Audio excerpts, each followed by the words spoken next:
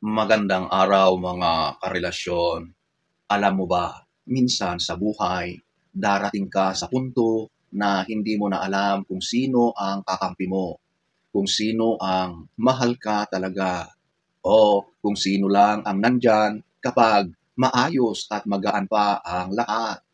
Pero sa totoo lang, ang tunay na pag-ibig, nakikilala mo hindi sa panahon ng kasiyahan, kundi sa panahon ng kaguluhan, ng kalungkutan, at kung kailan nasa punto ng buhay na nasa baba. Kapag nasa worst part ka ng buhay mo, yung bagsak na bagsak ka, yung wala ka ng masyadong maibigay, yung pati sarili mo, hirap ng buuin. Doon mo lang makikita kung sino ang tunay na nagmamahal sa'yo. Hindi yung magaling lang magmahal kapag madali ang lahat, kundi kung kaya kang yakapin kahit na ikaw na mismo ay sumusuko na. So dito sa pag-uusapan natin ngayon, doon tayo sa taong mas mahal tayo. So kung nakaka-relate ka, manood ka.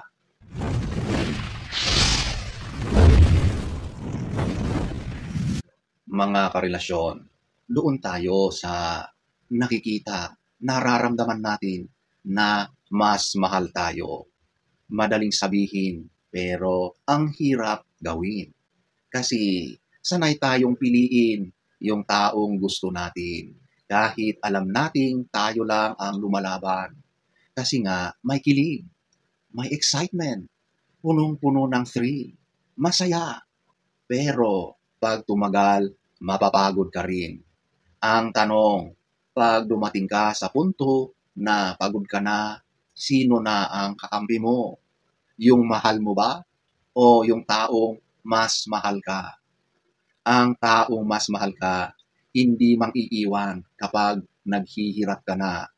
Siya yung magtitiis sa mga gabi na tahimik, sa mga mood swings mo, sa mga araw na hindi ka okay. Hindi niya kailangan ng perpektong ikaw kasi tanggap niya pati yung mga flaws mo, mga kahinaan at yung pagkatao mo.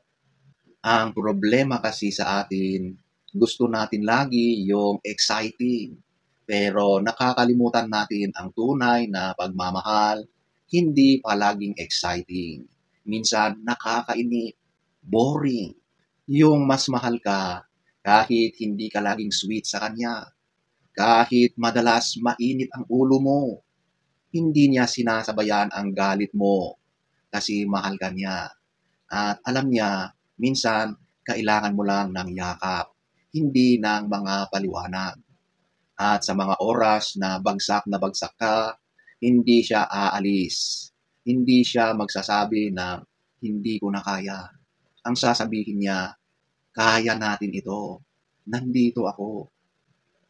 Kapag nasa pinakamasakit na bahagi ka ng buhay mo, mapapansin mong unti-unting nawawala ang mga taong hindi totoo sa iyo.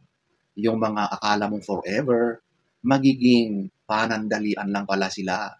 At yung mga palaging nandyan, biglang hindi mo na sila makita at maramdaman.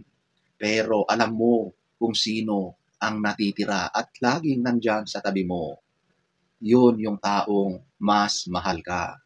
Kasi ang pagmamahal niya hindi nakabase sa ganda mo, sa saya mo, o sa kung anong kaya mong ibigay. Nagmamahal siya ng tunay at totoo. At kahit masakit, kahit mahirap, pipiliin ka pa rin niya. Kasi sa kanya, ikaw pa rin ang pinakamamahal niya.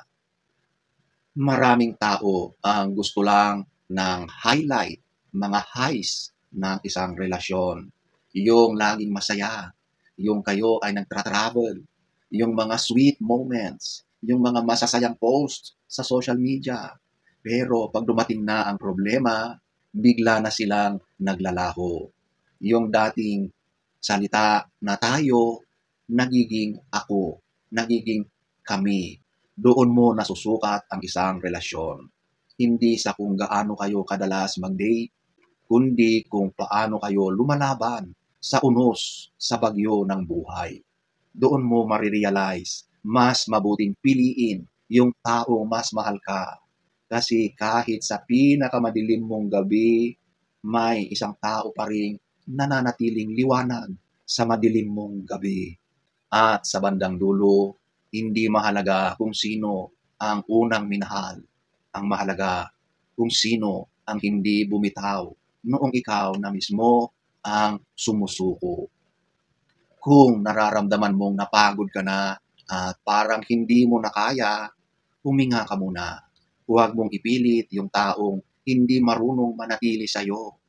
Huwag mong sayangin ang sarili mo sa taong nagmamahal lang kapag madali ang sitwasyon. Ang taong mas mahal ka, hindi mo kailangang habulin. Siya mismo pipiliting manatili. At alam mo kung ano ang pinakamagandang pakiramdam? Yung hindi mo kailangang maging perpekto, pero mamahalin ka pa rin. Minsan kasi, yung akala mong tama, hindi pala. At yung taong akala mong mali, siya pala yung dapat mong piliin noon pa man. 2,000 years later.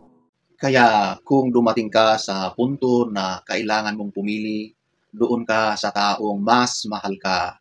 Hindi dahil mahina ka, kundi dahil deserve mong maramdaman ang ganap, ang tunay na pagmamahal. Yung walang kondisyon, walang sukatan, walang tanungan. Doon tayo sa mas mahal tayo. Lalo na kapag nasa worst part tayo ng buhay. Kasi sa gitna ng dilim, gusto mo ng kasama na nagbibigay ng liwanag. At tandaan mo, hindi lahat ng pagmamahal ay dapat ipaglaban. Pero ang totoong nagmamahal, hindi mo kailangang ipaglaban kasi siya mismo ang lumalaban para sa iyo. So sana ay nagustuhan nyo ang ating topic for today. Next story time. Don't forget to subscribe.